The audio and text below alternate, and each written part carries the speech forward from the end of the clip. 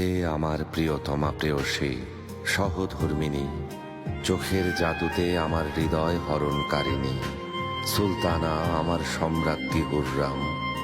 মহান আল্লাহ সাক্ষী, এই শত্রুর মাটিতে রক্ত আর বারুদের গন্ধের মাঝে তোমার সুরভিত মাদকতার কাছে ছুটে যেতে প্রতি রাতে আমি প্রার্থনা করি, আর এভাবেই রাত কাটছে আমার।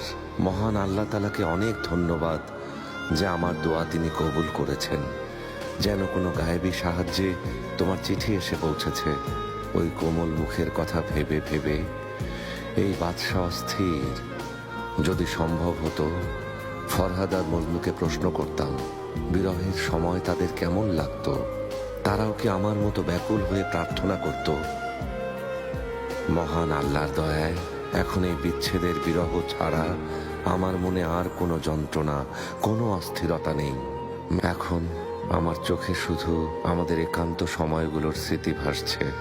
হে আমার হৃদয়ের রানী, সোনালী পরী, সমুদ্রের নীল ঢেউয়ের মতো বিদ্রোহী ভালোবাসা, প্রেয়সী সুলতানা, আমার সম্রাজ্ঞী হুররাম, এই মুহিব্বী ভালোবাসার মরণ ব্যাধিতে ভুগছে।